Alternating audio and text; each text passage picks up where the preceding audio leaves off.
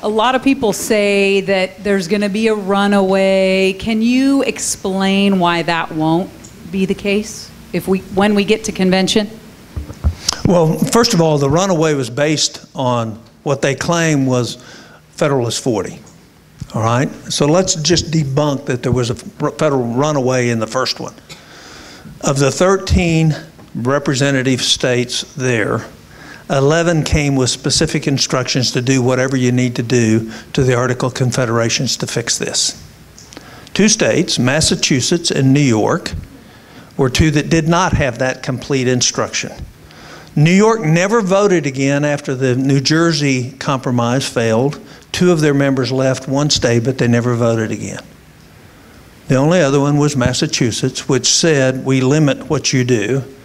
When it was brought to Massachusetts, Massachusetts fully agreed with their delegates that they did the right thing. So there was no runaway convention. The second thing that's really silly about that is the very people that claim that we had a runaway convention now love that Constitution so much that we shouldn't try to fix it. That runaway one that was out of control, they don't think we should take a chance and use that Constitution to actually fix our country. So, it's schizophrenic in its thinking at best. So I want to add a little bit of procedure to that, just to get a little bit technical with you guys so you understand how the process works very briefly. So the states file applications. The applications are identical from all the states. They limit the authority of the convention to speak to 3 subject matter areas: restraining the federal government on a fiscal basis, restraining the scope and jurisdiction of the federal government, and third is imposing term limits on the federal government, including, by the way, the Supreme Court and the federal judiciary. So that's the basic law of convention. So when your delegates go to convention, each delegate they're actually called commissioners. Each commissioner is given something called a commission. It's a piece of paper that says what they do or don't have the authority to do. Now, I assume your legislature is going to elect people that they believe will follow their instructions. They're going to send people that they know and people that they trust to follow the instructions they're given. They're going to go to convention, and in convention, they're going to be in a convention with a bunch of people who were given similar instructions from their own legislatures. Now, let's assume a delegate gets out of control and raises their hand and says, I want to talk about the Second Amendment and repealing the Second Amendment. Any other delegate in there, somebody from Oklahoma or Texas, can raise their hand and say, excuse me, that's not germane to this convention, that's out of order. Right? Do you not think the conservative states are going to go crazy if people start talking about the Second Amendment? It's out of order. Right? So it's not legal. And let's say that all of them are drinking some amazing Kool-Aid in convention. Right? Nobody raises their hand and says anything. Now you have to believe, in order to believe in a runaway, you got to believe that your legislature is not watching. Right? I don't know, it's a 6-month-long Super Bowl Sunday and nobody's paying attention.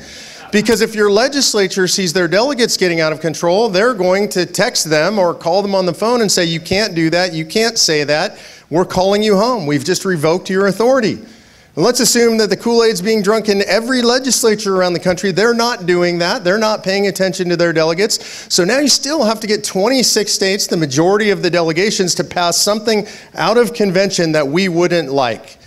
Right? Something out of convention with 26 states. And remember, 31 states, both houses controlled by Republicans right now. So you'd have to get 26 states to do something that we really didn't like, that limits our liberty. Then it goes out to the states. Now remember, they've exceeded their authority from the convention. They've violated their commissions. And guess what? A miracle happens. There's not a single conservative lawyer in America who stands up and says anything about that. This is what you have to believe. So the lawyers have all gone to sleep. They're all drinking the same Kool-Aid. And now it goes out and it still has to be ratified by 38 states. Still, the 13 most conservative states in America can stop anything that they want to. And remember, so you got to believe, if you believe they're not going to do that, no conservative folks in America, are you guys going to stand up if they try to repeal the Second Amendment? I think so, right? And Rush Limbaugh and Glenn Beck and Sean Hannity and blah, blah, and every conservative legislator in America. So this idea that there could be a runaway is literally structurally, factually, and numerically impossible. Thank you.